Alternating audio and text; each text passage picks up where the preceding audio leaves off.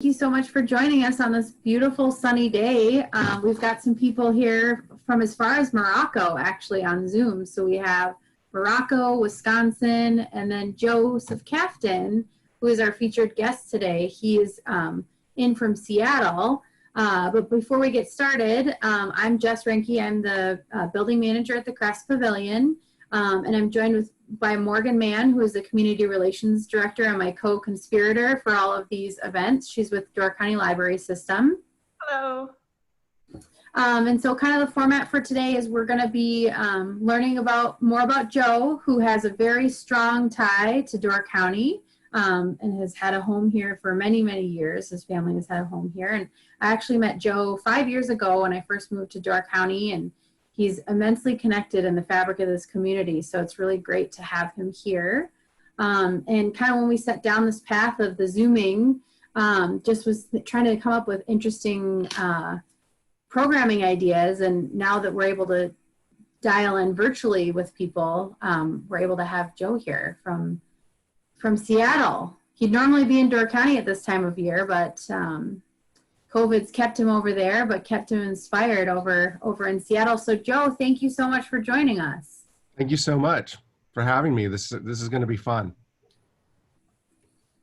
Okay, so yeah, Joe, if you want to just kind of get us started and tell us about yourself and what your inspiration is. And okay, well, I'm going to start with sort of just my background.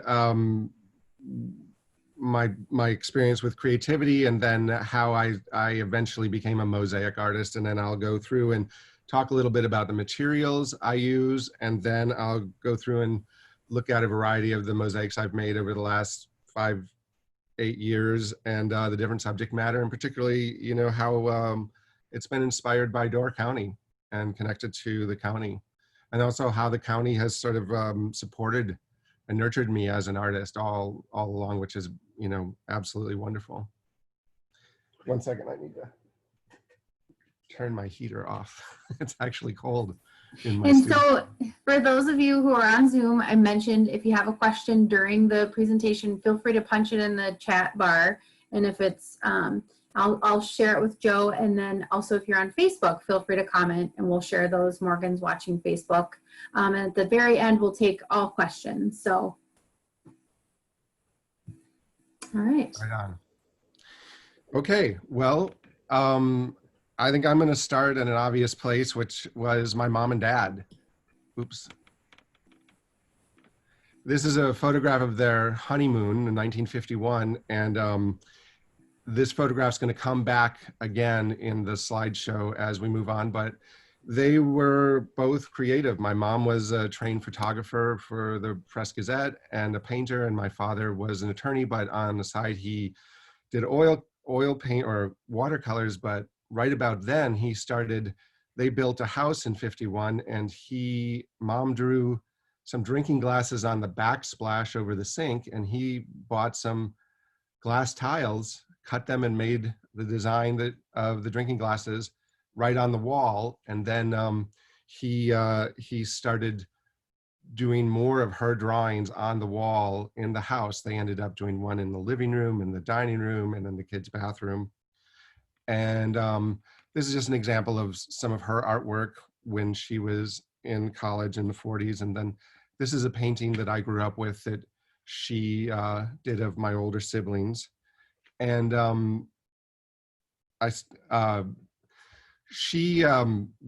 because she was connected to the Press Gazette, there would be articles about my family and our creativity from time to time. And here's one from the early 70s. And it's just talking about how whatever she's doing in her life as a parent, it's always involving creativity. And this is a sculpture she was making for a flower show that she's got my brother and I using orange sticky tape, paper tape, and creating, I think, Christmas tree ornaments. And this is my father working on a sculpture that he every summer made a telephone pole that he carved into Greek mythological gods. And there's my brother helping out. And this is an older picture of my father working on one of his wood carvings at our cottage in Whitefish Bay, Door County. And then here, this is one of the first mosaics he made. It was my mom doing an kind of a cubist drawing of him, and they put it on a piece of plywood. And this is my siblings drew, he had my siblings as little children draw fish and water creatures, and then he directly made this mosaic on the wall above their bathtub in their childhood bathroom. And at this point, he's using stained glass or sheet glass cut into little squares that any tile installer would use from the time. And eventually he moves on into other materials. So was that taken then, Joe, off the wall? Like, so that was on the wall in your childhood home and then it was removed, or? Yeah, that's the case. When my parents both passed and it was time to let go of that house, we had a carpenter come in and remove the mosaics and put them into frames. And now a couple of us each have them. I've got a couple in my house, and that one's at the cottage now, but yep. Awesome. It took a little bit of carpentry, but it worked out. And there's another one of my father's. And this is a different material. This isn't the sheet glass. This is a glass from Italy called smalty. It's more opaque and it comes in these little bricks.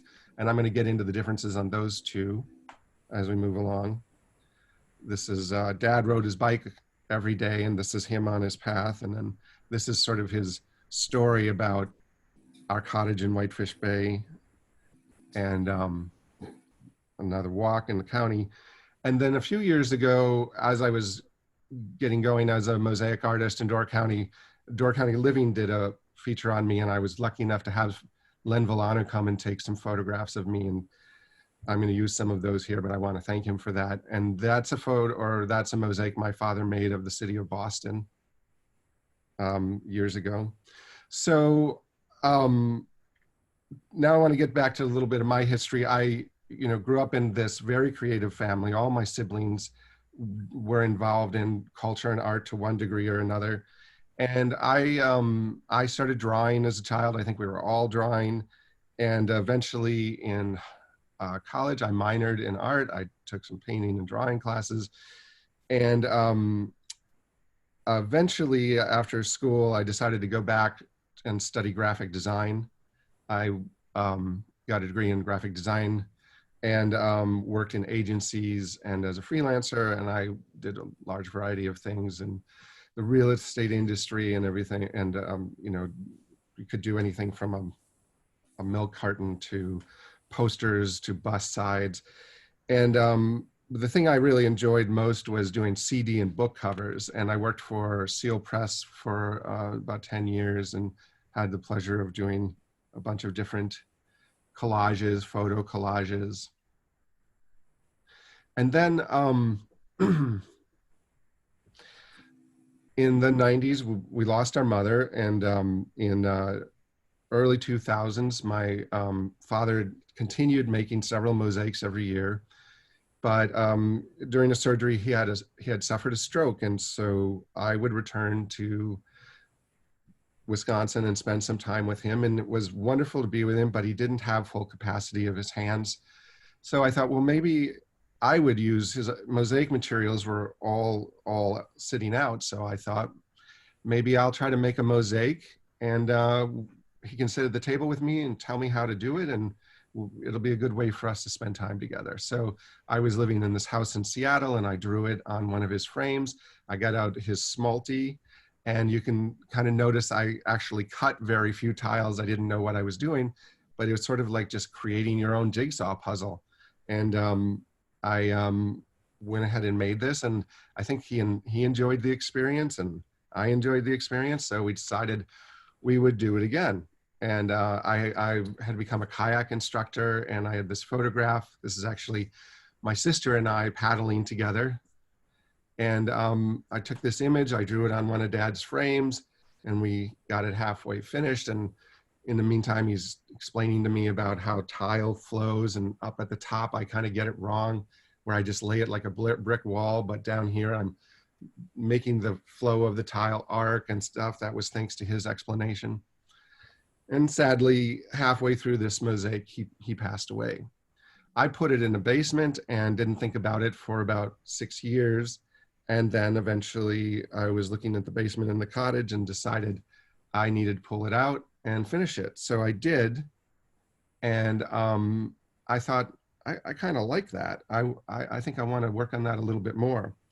So now here's where I want to pause and talk a little bit about the two materials I work in, because up until this point, I've only been working in this Italian smalty that he used that was traditional in Greek and Roman mosaics, that it was also made on a little island next to Venice called the Lido, that my father had actually gone to purchase tiles throughout the decades.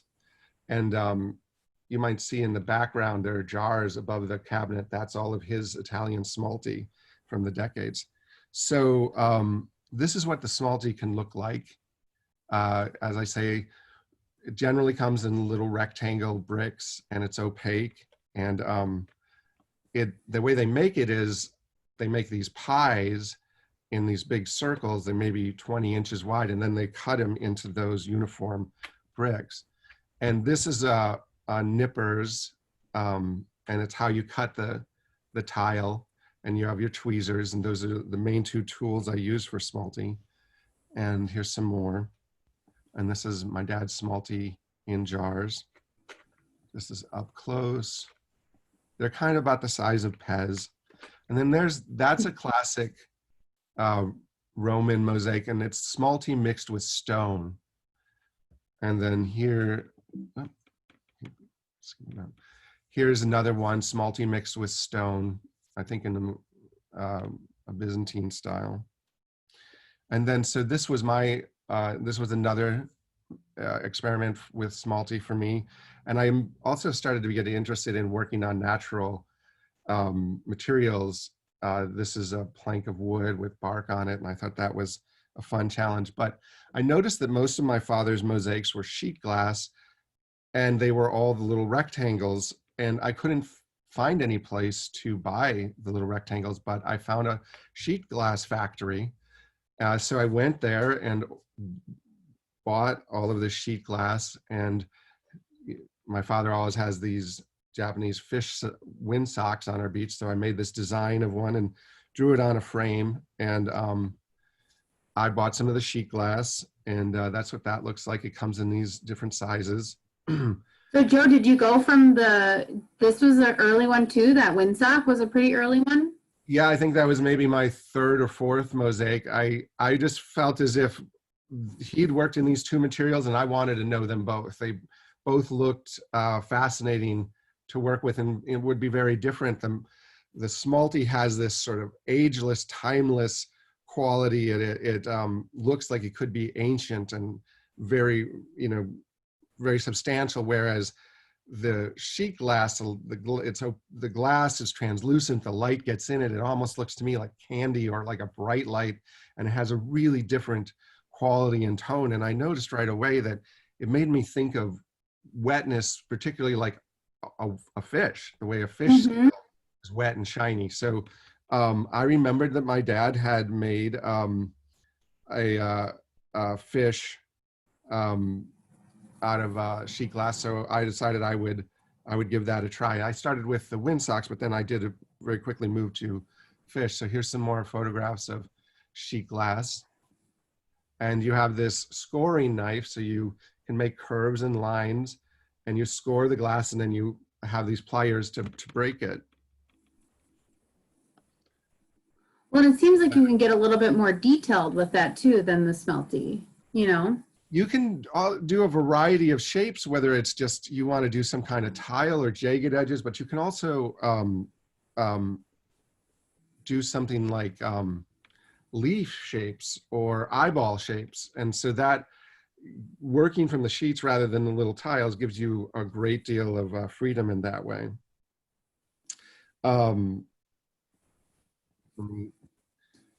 This is again the nippers that you use both with the smalty and the sheet glass.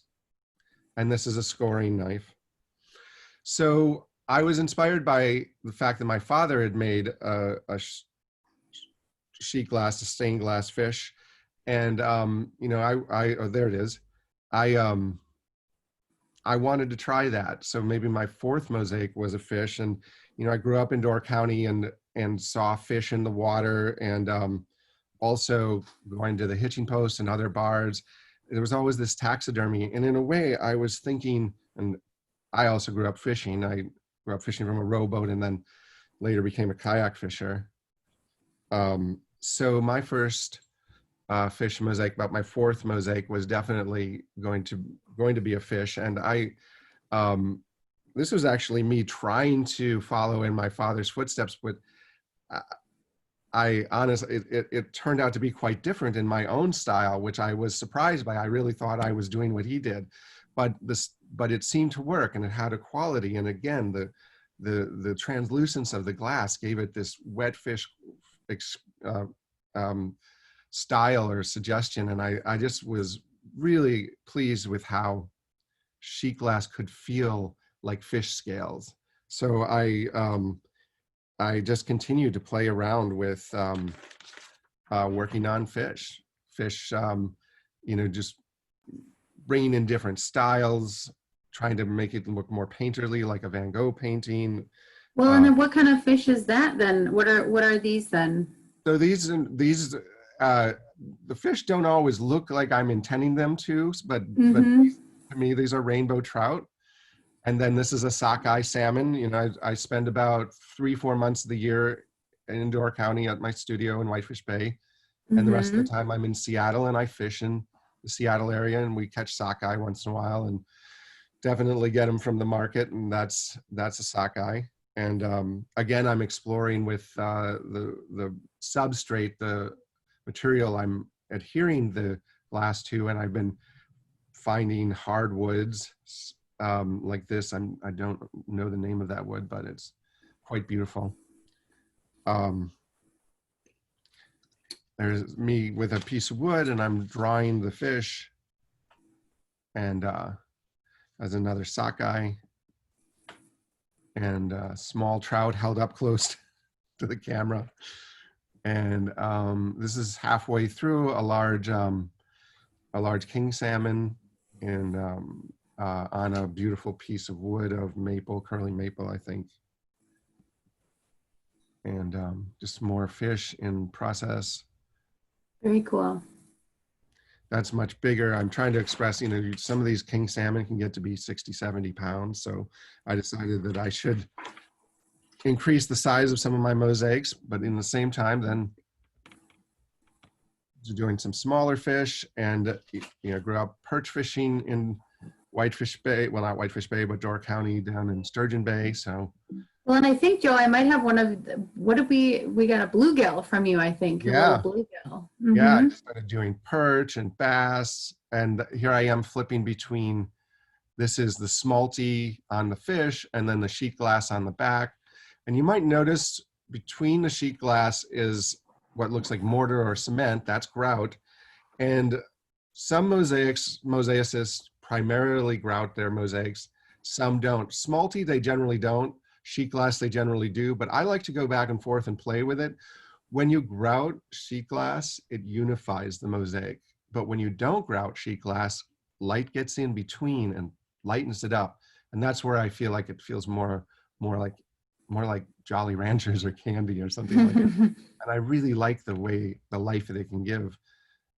There's smalty, and there's sheet glass. Bluegill. I need to catch up. More in process.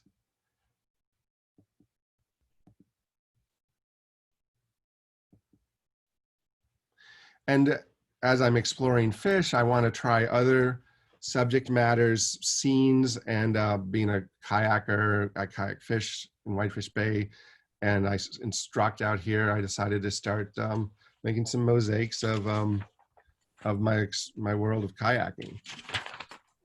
This actually became my logo for my business card.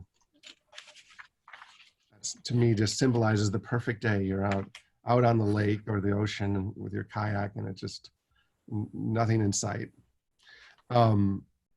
Here's another kayak scene from river.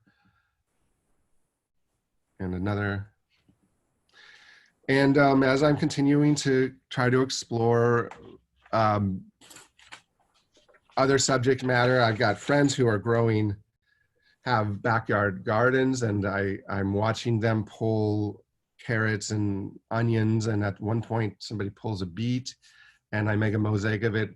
Although at this point, I start to take a little bit of creative license, and I sort of swap beet leaves for radish leaves.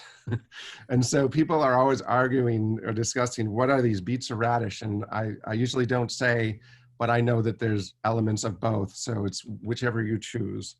But I've had a lot of fun with the vegetables. I'm going to move on to some carrots. It's just fun it's really nice to explore all different kinds of subject matter. And backyard gardens are pretty inspiring. But of course, I'm in the Northwest and I'm in Door County, and I'm going to start doing landscapes, particularly water landscapes. And this is sheet glass. I generally, well, I was going to say I generally like to do them in the sheet glass, but stained glass, but that's not true. I go back and forth. And this is actually a Wisconsin barn, just a little north of Green Bay, but not Door County. This is on Nelson Road. And again, as I'm working, I'm looking at Monet, and I'm looking at Van Gogh, and I'm trying to think of the glass as brushstrokes, or even Seurat with the pointillism. I can't mix glass, I can't mix colors, but I can juxtapose them such that your eye might. So I'm starting to think of that as I'm learning how to work with the glass, and I'm continuing to explore it through landscapes. That looks familiar. Yeah. I think that one is pretty familiar to most people. Mm-hmm. And that one. Oh, yep, definitely. Yeah. And then this has got to feel pretty familiar. This is these two guys are on Washington Island, and again, that's the Smalty. And I think I get a little, you collect photos over time, you kind of lose track of exactly what bay they're from. And then this is Sister Bay, just south of Sister Bay, and then I'm, Cave Point. How can you not do Cave Point? So Joe, do you do most of your work like standing up, or are you sitting down? How do you? I'm at whether I'm in Wisconsin or here, I'm at a large table, and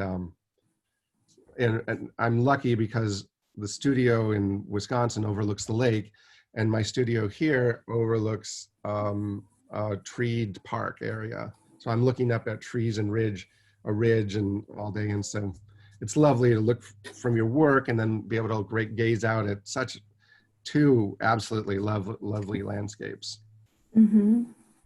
So I mentioned that friends were growing vegetables in their backyard, but my brother and a bunch of friends had started to raise chickens.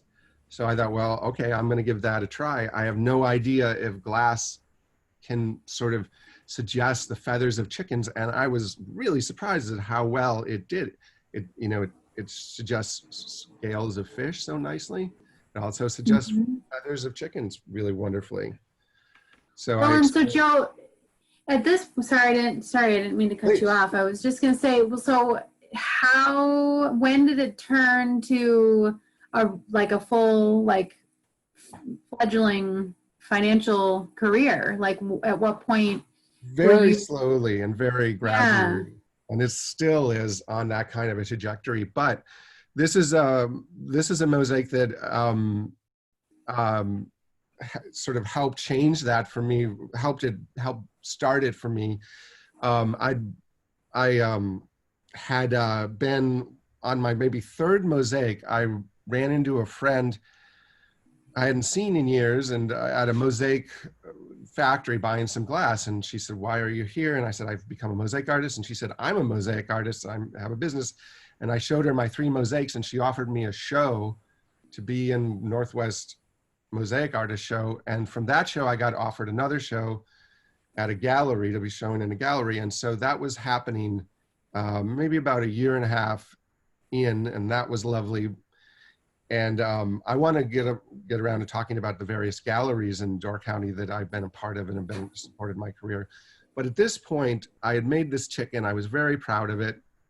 And I walked into a gallery on an island in the Northwest, and it was a sunny, quiet day, and there was nobody there, but I opened the door and I could see somebody on the phone talking near the cash register, I presumed the owner. And I walked in, I had this chicken mosaic with me, and he looked at me, he put his hand over his phone and he said, "Yes." And that's how I got my first gallery out here. Nice. So I thought, well, that's easy. And and a couple of months later, I was going on vacation with my sister and her family to Kauai, and I was told that chickens were everywhere in Kauai, and they had become sort of the island symbol of Kauai. So I thought, well, I'll bring this mosaic with me down there, and maybe I can walk into a gallery there, and maybe somebody will shout yes to me.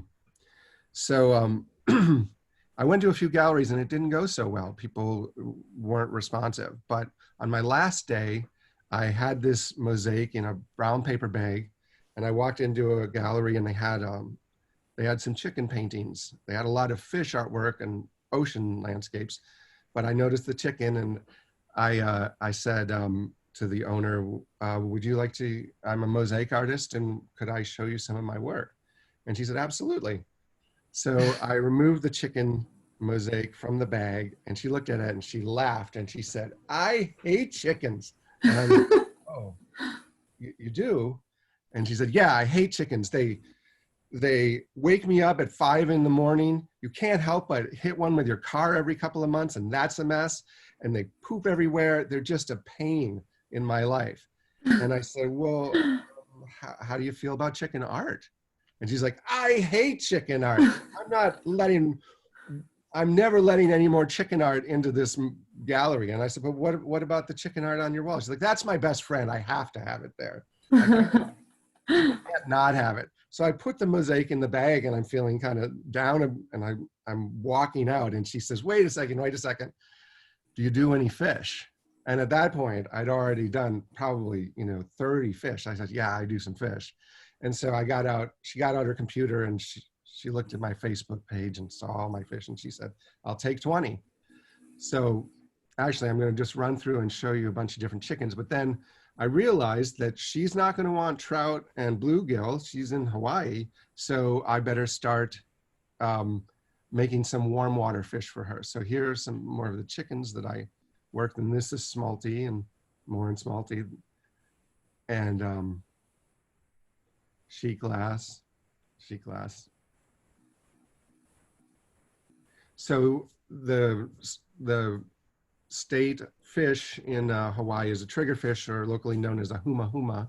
So I looked up online what the various fish you might find swimming or snorkeling outside of Hawaii, thinking that's what people would respond to. So and deep sea fishing, of course. So I started making a series of warm water fish to send to Hawaii. Nice. And a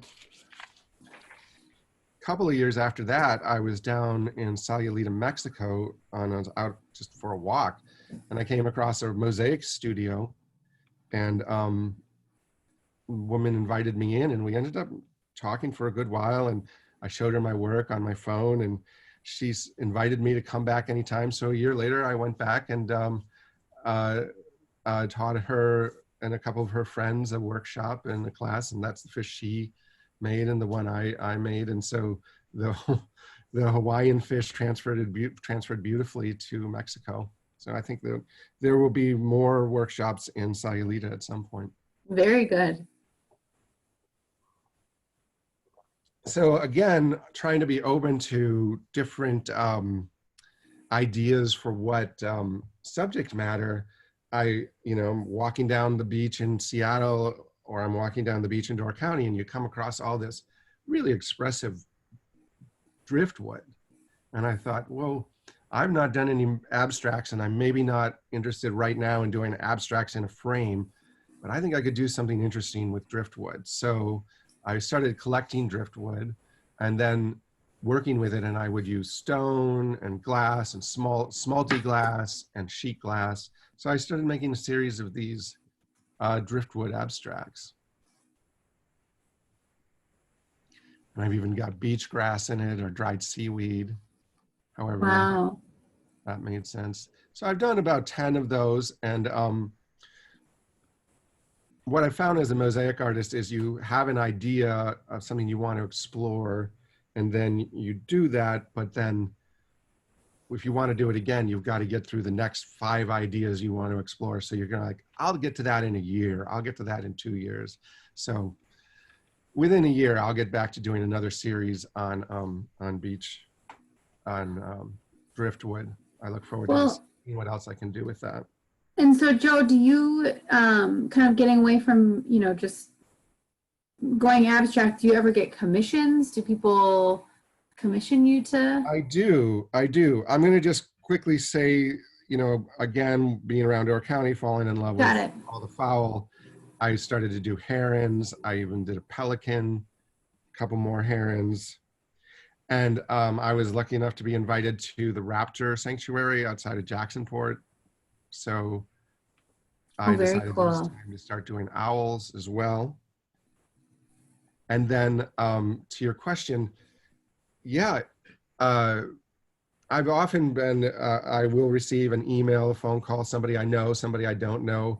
And often it'll be for a trout or a chicken because they've seen that. But here's somebody said, I just went deer hunting and I would love to have a deer. And I've seen that you have these beautiful pieces of wood you're doing your fish on. How about a deer on the wood? And of course, you're going to say yes. But the next thing is, how am I going to do it? Can I do a deer? I'd never done a mammal.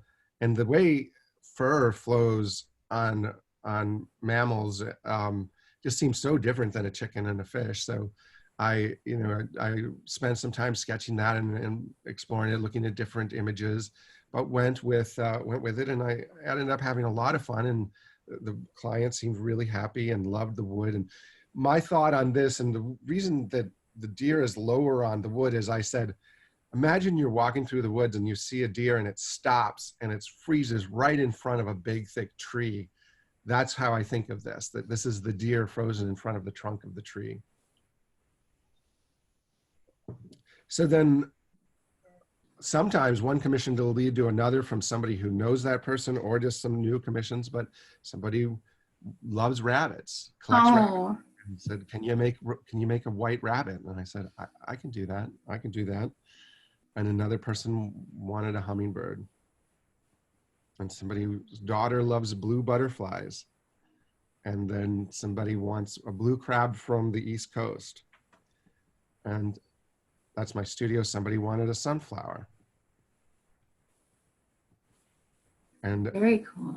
My kayak students once in a while ask for a kayak mosaic. That's an image from Cave Point looking down on the paddler. And then somebody was interested in bees, and here's a couple of friends who purchased another one of the kayaks, and somebody asked specifically for a tree of life, and something with the shipping industry, and other a northern sky. Other more of a poster design, and also abstract on a guitar. This is a mosaic. That's, well, for me, it's life size. Those are 2 mackerel. They're about 10 inches long, and that was for a mosaic that went out to the East Coast, and somebody saw it and said, I love that, but could you make it a school of mackerel? And I said, okay, what are you thinking? And she said, I want 100 mackerel, and I want it 6 feet by 3 feet. So I had a friend build a frame and started working on it. And I'll tell you, 100 mackerel take a while, but I just kept every day working on it, working on it, working on it. Oh, at this point, I want to stop and say that some of my chickens and some of my fish have an eye that is not smalty or sheet glass. What it is a cane. My friends, my dear friends, Jeremy Popalka and Stephanie Trenchard in Sturgeon Bay, they saw that I was making eyes and said that they could do something called a cane where they made it exactly with the colors I was asking for, and they pull it out of glass and it's cut and it's like a candy cane, and then I snip off a little piece of it, the width of my glass, and I place it in as an eye. So that became crucial for this mosaic. And I'm so grateful for them. They've been incredibly supportive in that way, in so many ways, for me as an artist. So actually they asked, we had agreed on 80 mackerel, but then we had a big snowstorm and I couldn't leave for 5 days. So I thought I might as well just fill it out and make it 100. But halfway through, he said to me, I've got a funny request for you. Would you mind turning one of them around? And I thought, well, I'm going to say yes, you're the client, but I don't know if that's going to make it look odd or not. And then I realized, no, it doesn't at all. Like most people can't even see it. Like, does anybody see it yet? Does anyone see which one's going backwards? You see it? Yep. Yep, it's there. I mean, I can point at it, but you can't see. It's bottom right corner. One of them's going backwards. Like 3 up, sort of. Yep. Mm-hmm. Mm-hmm. There it is.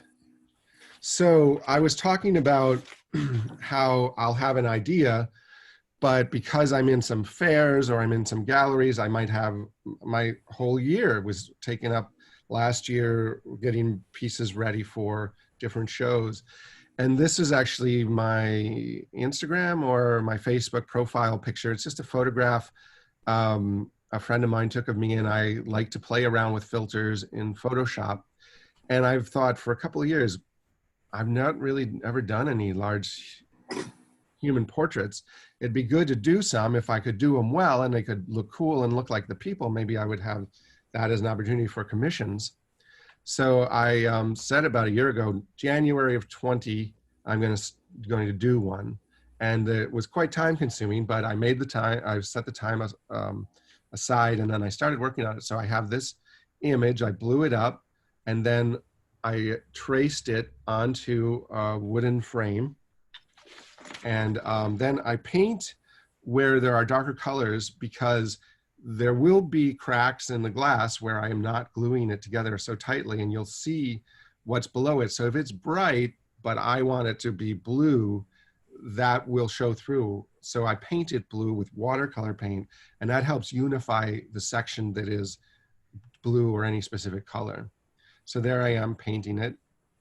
And then I always start around the eyes of a fish, of a rooster, of a person.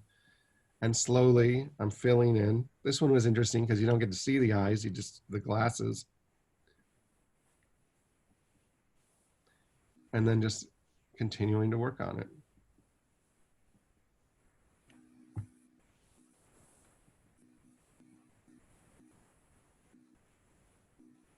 And I'll be honest with you, right around this point, I'm thinking to myself, this looks muddy, it looks confused, it doesn't look like me. I think maybe I'm a fraud. I don't think I can do this. And then you go on a little farther and a little farther, and it's still kind of confused. And it's like, oh, maybe it's making sense. And you get it all together. And then when it's done, I think, oh no, I'm not a fraud. I can do this. This works out. And so that was my first large format portrait. And I did that in January or February. And I enjoyed it so much. I thought, well, I'll do another one. And then that's right when we got hit with the COVID. So it sort of cleared out some of my time. So I just thought, I'm just going to continue doing portraits. So here I'm going to run you through beginning to end another one that I did just a week or two later. I found an old photograph of a friend. I crop it. I draw it onto the board. Then I paint the background, and then slowly just continue working on it. And it's time consuming. I would say that I can do about 4 square inches in an hour at best. So this is days of work at this point, definitely at this point. So Joe, do you, not getting too into your trade secrets, but do you break the glass and then sort of lay it out first to sort of plot out what you're doing? What I do is, most of my glass is, I often buy it in small shards because it's less expensive, or over time it gets cut into small shards. So I'll just pile up. This is after I'll pile up all the colors I think I'm going to use in different places. This is after it all gets mushed together.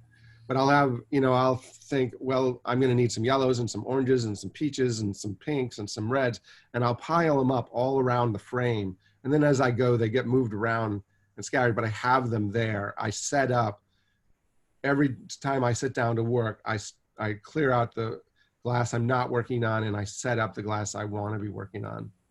And then I take my nippers and I cut it, and I use my tweezers and I dip it in glue. I use well bond glue, and then I attach it to the substrate, which in this case is plywood.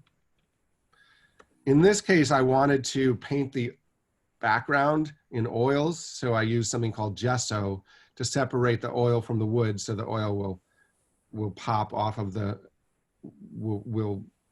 pop off of the wood and not be soaked in. So that I do that white background.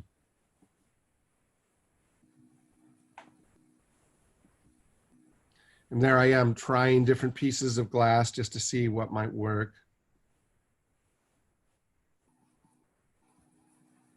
And I think that's the finished piece. Yep. Oh, a little bit bluer, yep. And then I decided I would have some fun with a celebrity, and I just saw this old photograph from Sgt. Pepper of George Harrison. And then remember, maybe you do or don't remember, one of the very first photographs I showed was my mom and dad on their honeymoon. I decided just to take that little photograph and blow it up, and I think my third portrait was, or fourth portrait was my mom on their honeymoon. And this one I played around with really large pieces of glass, and the hair is actually clear glass, lumpy clear glass that I painted with oil painting, and then the background is oil painting. So as I go along, I like to try something a little different on each of them. Mm-hmm.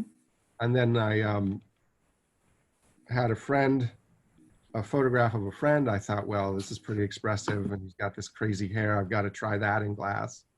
And then my childhood friend named Adam, I had this photograph of him, and it was his whole head and his hair. But I thought, well, what if I just focus in on the face?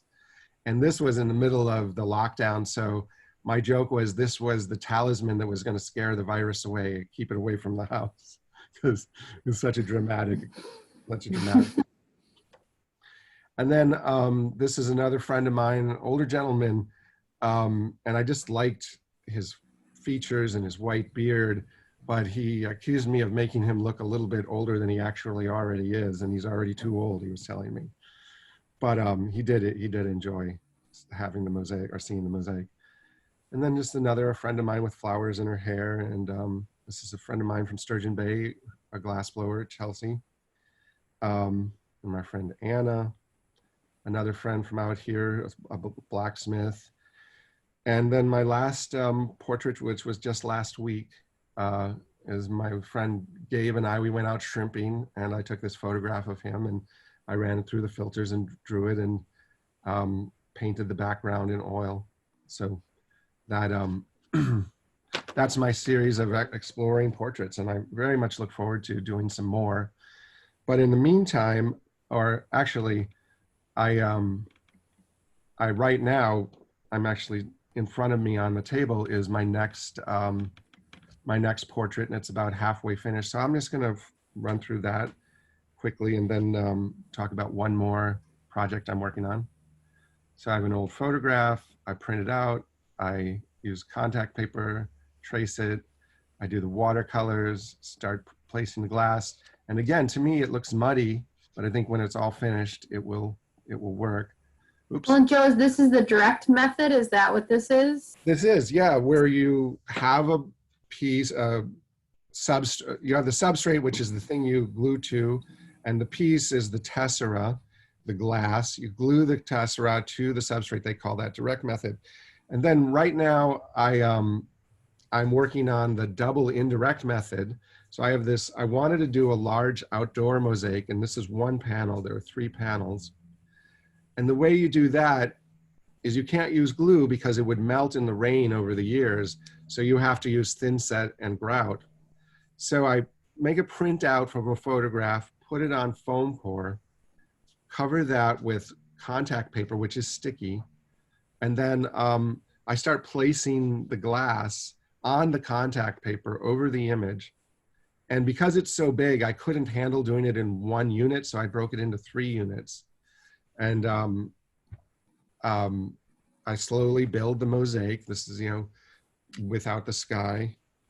And there it is, completed in that regard. And then I'm not finished. I was actually working on it yesterday, but had to wait for some hardware to do it, to finish it. What we do is we take very sticky tape and cover the whole thing, flip that over, remove the contact paper. Then I take the frame and I fill it with thin set or mortar. And then I press this mosaic, this section, into the thin set, and I let that dry for a couple of days. Then I peel the sticky tape off because the glass is stuck into the thin set. And then I'll do that to all 3 panels, and I'll fill in the seams, and then I'll grout it. And then I'll have a complete outdoor mosaic. This is about 6 feet long, 2.5 feet tall. Does it end up backwards then, or does it like no, because inverted? I made it in the way that it'll look, face up, but then we flipped it over and pressed it in Got on the it. other side. It will now still look exactly the way I made it. This is actually it upside down. You're looking at the back, you're looking at the upside of it, the inside of it, that eventually you'll be looking at the other side permanently.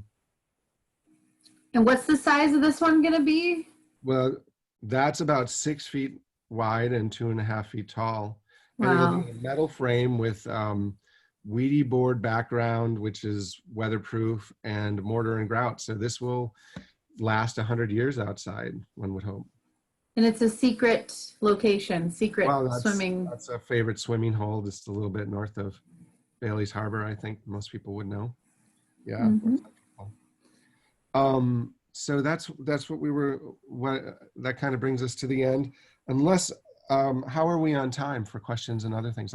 So yeah, we got about 10 minutes left. Well, I just want to run through quickly and say that none of this would be possible without support of friends and family and especially artists in my community, especially Door County artists, but also the gallerists. I got my start with Popelka Trenchard Glass, their gallery, and Angela Lynch, and I had a show at Base Camp, and I had a show at Mr. Helsinki's, and then now I'm currently in Edgewood Orchard Gallery, and that's what keeps this all happening. So I just want to run through just a few photos of my work in the galleries. Well, I think, have you been in Dovetail? Because I see that Kathy Beck is on. I have not been in Dovetail. Oh, there's Angela's. Yep, that's Angela's. Some other shows, other galleries, and I, can't help it. I want to go and I'm proud of it. Take a picture of my work. Yep. And I'm part of an arts festival outside of Stevens Point in Amherst called the Hidden Studios Tour, and I did that last year, and we'll do that virtually this year, and then again next year, and that's in a big barn, which is really, really beautiful. And yep, there we are in the barn.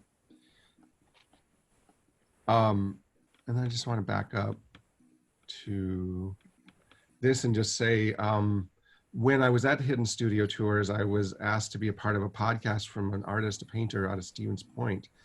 And she has a podcast that she just launched a few months ago called The Passionate Painter. And I think I'm maybe the 4th or 5th podcast she did, but it's was a lot of fun, and I kind of tell my whole story, and get a little bit more into the creative process. But if anybody's interested, check out The Passionate Painter or wherever you listen to your podcasts. Thanks, Joe. So we do have some questions. First, a comment from Kathy. She had to jump off, Kathy Peterson, but she wanted to comment. Yeah, from Morocco. She said she had to leave, but she wanted to comment on your mosaics. You really are a true artist, and your manipulation of the harsh material of glass is incredible. Bravo. Thank you. Thank you, Kathy. And then Carl on Zoom asked, how do you manipulate the tiny pieces of glass? What kind of tool? Maybe you go back and show him the snipper. Well, you cut the glass like a piece of sheet glass with the nippers, you know, and depends on whether you're trying, what you're trying to, I like to do a lot of these sort of sharp angled shapes, long triangles. To me, they feel like Van Gogh brush strokes, but I can also specifically try to cut long pieces that can feel like the bones in a fish tail or a leaf shape or an eyebrow shape. So I'm able to be specific with that. And then I just use simple tweezers. I cut it, I set it down, I pick it up with the tweezers, I get glue on it, I place it on the mosaic. And I do nip my fingers about every day. But it's never too much. And then I think you answered this, but a little bit earlier, it was asked of what kind of glue was involved. And what kind of glue did you say that it's? I kind of stick with Well-Bond glue. It works for me. It's been recommended and I've never had any trouble with it. But that won't work in the outdoors. If you're going to use the outdoors, you've got to go into thin set and mortar and different process. Morgan, do we have questions on Facebook that you saw or comments? Yes, many, many comments. So I actually have a little artist working next to me while we're doing it. Hi. Paul asked, do you do commission pieces?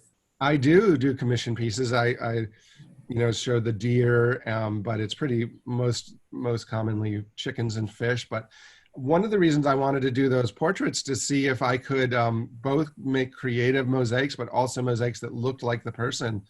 And I'm pretty pleased. I think that I can do that. So I'm really looking forward to my first portrait commissions. I've had some conversations with some folks about it, and I think that'll happen soon. So I think that'll be a lot of fun.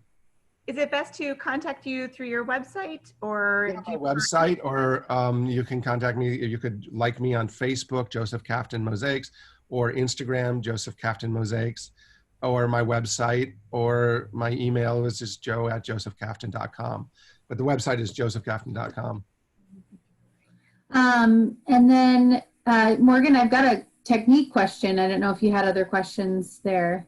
Nope, just a lot of very cool. Someone knew one of the pieces, loved the beets, loved the chickens. Great job, Joe. So lots of love on Facebook. So the artistry exhibited by these mosaics, Doug says this, is outstanding. The colors, design, and textures makes them come alive. Oh, nice. Thank you, Doug. I feel like color is one of my strongest suits. I feel like that I can really express myself with color, and I'm grateful for that. And I think the glass is amazing for that. A technique question. Are your portraits drawn freehand from the photos, or do you project them onto the base? Neither. I print them out on just a little black and white printer, and then I trace them with good old carbon paper. Yeah, we could be. Yeah, we could. Great. And then Janine asked if you would do work. Janine's on now, our interim library branch manager. Will you do any workshops in Door County, or do you ever do them in Door County? Well, we did one through the school system for a day, high school students, and I would love to. I haven't established that yet, but absolutely would love to. And I think that it's very possible. I think everything will fall into place. And then just another compliment. Ginny Capert says, Joe, absolutely love your portraits. Amazing. Oh, thank you, Ginny. Ginny is an amazing artist, so that's a wonderful compliment. Well, Joe, thank you so much. I don't think we have any questions. I'm going to unmute everybody on Zoom in case you guys have anything that you want to say or. No? Everybody's a little shy. Well, thank you all so much. This was a great pleasure. Morgan, do you have any events upcoming that you want to announce? Oh my goodness, do we have events? So with the summer reading program, we are having daily things happening in our summer group on Facebook. You can also watch the programming on our website in the calendar. And so what's coming up tonight, we have No Bake Cookies that happens at 6 o'clock tonight. We have Mad Libs that are happening at 6:30. We have Chapter a Day that happens at 4 o'clock every afternoon during weekdays. And TV, we have shows. It's usually 9 in the morning and 6 p.m. And then sometimes 2 and 1 o'clock for other programming. So visit our website. It's chock full of things to do. You cannot say you're bored this summer. And join us on Beanstack. We are doing our summer reading program through Beanstack, where it's a app you can download, or you can also go on the web and do doorcountylibrary.beanstack.org or .com, I think. Check the website. But you can log your minutes there, and we are going to be starting our weekly drawings in.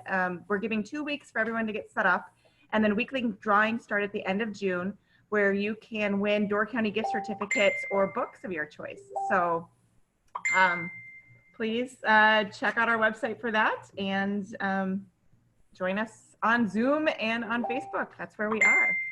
Sorry, Great. I'm like crazy. Well, Joe, thank you so much. It was so special having you on. I feel really lucky to have purchased a couple of your pieces and have one of the bluegills and a nice rooster. So Well, it's my just pleasure. That's awesome. Thank you. And you're super talented, and we really appreciate having you on. This presentation will be available for people who weren't able to see it today? Yeah, so we'll have it on the YouTube channel, and I'll be sure to send you the link. Awesome. It'll be on the library's YouTube and on the Crest Pavilion's YouTube, and then also on our Facebook. Well, I've watched a couple of your other presentations, and you guys are doing wonderful work. It's really fun. I appreciate it. Being a part of it and being able to see the other presentations. Thanks, Joe. We're adapting. Well done. Okay. Bye, everybody. Thanks for coming.